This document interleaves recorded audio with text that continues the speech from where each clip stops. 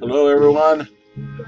This is Joseph Holbrook, and that is, I believe that's Willie Colon and Ruben Blades.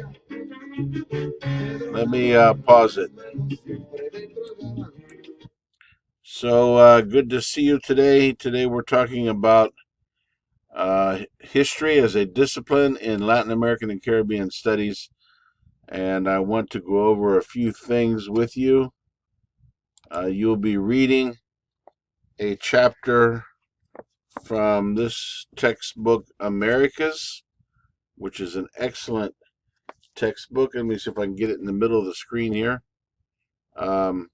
This is by Peter Winn.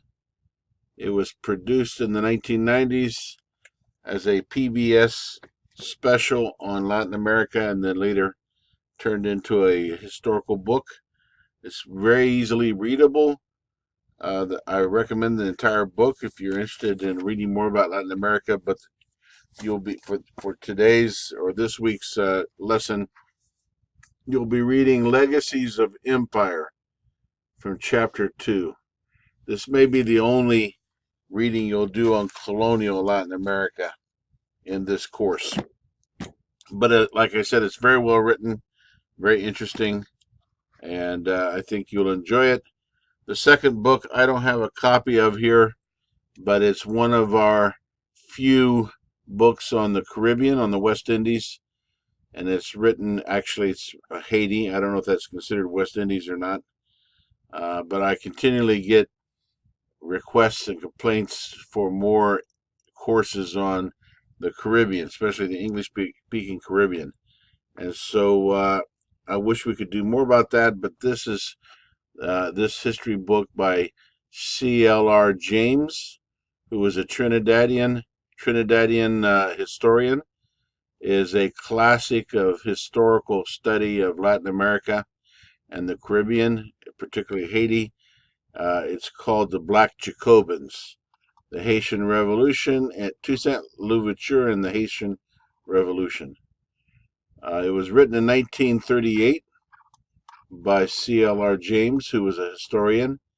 He was also a Marxist. He spent some time in Paris and in England. In Paris, he studied with some military historians, and he wrote this book in 1938, and it was published, and it's been highly praised as a classic of the history of insurrection as well as the history of Haiti. And so you're going to be reading one chapter, the first chapter of the book. He later, in 1963, published another book that dealt with a broader section of the Caribbean called From Toussaint L'ouverture to Fidel Castro. And in this book, he deals with social movements, intellectual movements in Cuba, Haiti, and Trinidad during the 1920s and 30s.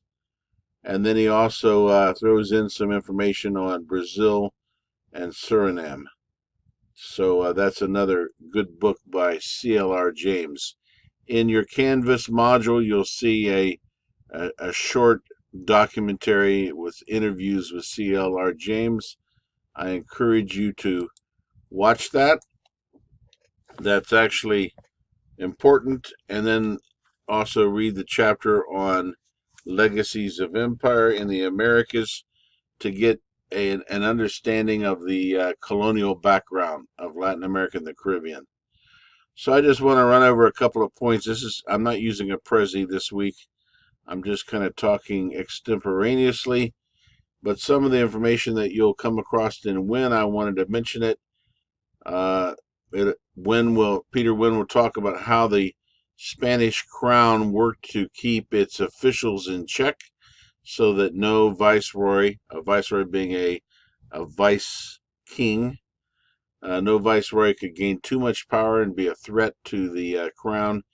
How did he do that? He did it with, that is the King of England, the Kingdom of Spain, forgive me, kept a series of checks and balances between church officials, vice-regal officials, lesser royal officials, So he was playing them off against one another and keeping the viceroys in check. There was one viceroy in Peru, Lima, Peru, and one in Mexico City.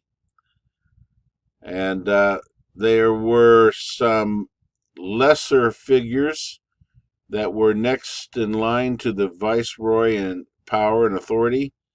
And one was stationed in Santa Fe de Bogota, Colombia, and the other in Buenos Aires, Argentina, and these were the captains general.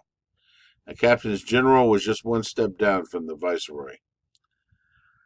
One of the ways that the Spanish crown functioned in this early period of the colonial period was with the encomienda. Encomienda. I'm not quite sure how you would say that in English. Maybe a charge or to commend something to someone. But an encomienda was a system that was developed during the war against the Muslims in southern Spain. When a military leader would conquer a particular area, that territory area was given to them as an encomienda, and they were charged with overseeing that area, administrating it, and also administrating the church and religious aspect.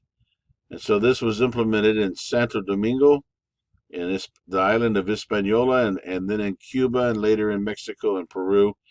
It was a royal grant to the conquistador to have the right to extract Indian tribute. Also, they supposedly had the responsibility of their religious education, which didn't often happen very effectively. The hacienda was another institution that developed in the colonial period. The hacienda was a large ranch or farm. You may have seen them on movies from time to time. The hacienda tended to be sort of a self-sufficient economic unit. It was a landed estate which replaced the encomienda. It produced a variety of crops for local markets, and was usually owned by an absentee landlord. This came from the ethos, the landed nobility ethos of Spanish conquistadors. Among the Spanish gentry who came over to the Americas, the idea of being a landowner equated with being nobility. And so many of the conquistadores who were from the lower gentry or were upwardly mobile and aspiring to become nobility, they measured that in terms of ownership of land, which set a pattern very early in the development of Latin America of a few wealthy people owning most of the land and the peasants or former Indians gradually becoming landless. There was also a number of large Indian uprisings that took place. One took place in Puebla, in Pueblo, Arizona, New Mexico, I think it was. Others took place in various locations around the Americas, but the most serious indigenous uprising was in 1780, led by a man named Tupac Amaru, who claimed descendants from the Inca kings of Peru. He led hundreds of thousands of indigenous people and mestizos against the Spanish crown, and it took 5 years for them to defeat him. 1780 in Peru. Winn will talk about colonial Brazil, and he will point out that the most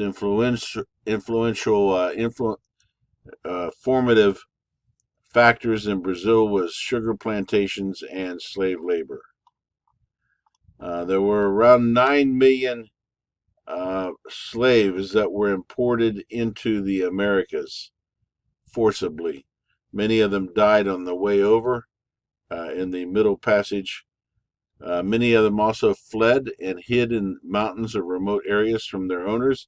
One of them, these runaway slave communities were called quilombos in Brazil, and I'm drawing a blank on what they're called in Spanish. It'll come back to me in a few minutes, I'm sure, but One of the most famous quilombos was Palmares, which was a maroon community of runaway slaves, and Peter Winn describes it as an African kingdom within a European colony in America. Very ironic. African kingdom in a European colony in a new continent. According to Peter Winn, by the end of the colonial period, 1/3 of the population of Latin America was casta or mestizo. The total population was about 17 million, and 1/3 of them were mestizo. And Winn points out that by the 18th century, the children of Spaniards born in the Americas began to be called Creoles. So there was a big difference, at least among themselves, between peninsulares who were born on the peninsula, the Iberian Peninsula, and Creoles who were born in the Americas. I'm going to jump down to CLR James.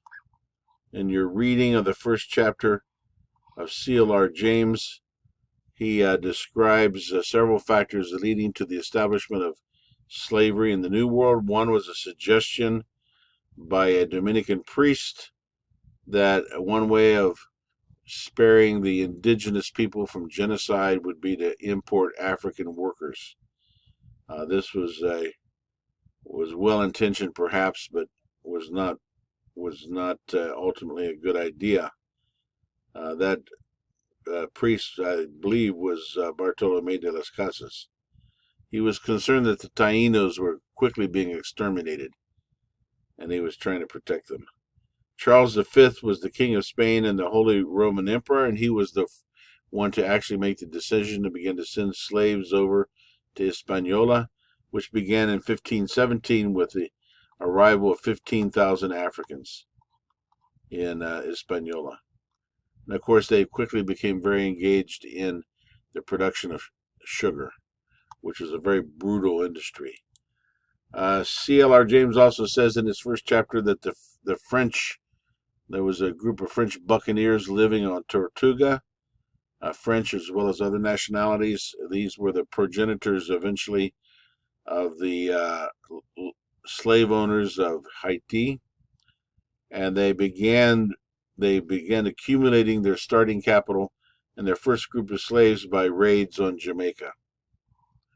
According to James, the conditions of the African slaves living in Saint-Domingue, which is the French form of Santo Domingo, was that they were severely overworked, they were underfed, and they lived in very primitive conditions in primitive huts. Some would argue that it was cheaper, according to the twisted and sick logic of the landowners or the sugar plantation owners. It was cheaper to work the slaves to death and buy new ones than it was to properly care for them so that they could reproduce and live longer lives. And of course, the working in sugar plantations was the most brutal physical form of labor in the New World, and usually the life expectancy of a newly arrived African slave was 7 years. CLR James also talks about why the slaves of San Domingo were unable to reproduce their own numbers. The life was so brutal that it killed them off faster than they were able to reproduce. Many times they lived on starvation rations. The women, usually because of the shock and the trauma of the Middle Passage, women were sterile for up to 2 years after the Middle Passage. Sometimes they also killed their own young rather than see them grow out of desperation and out of depression. They didn't want to see them grow up in slavery. Planters deliberately worked them to death. So this is an important book, and I will hope you will read it and do well with the quiz.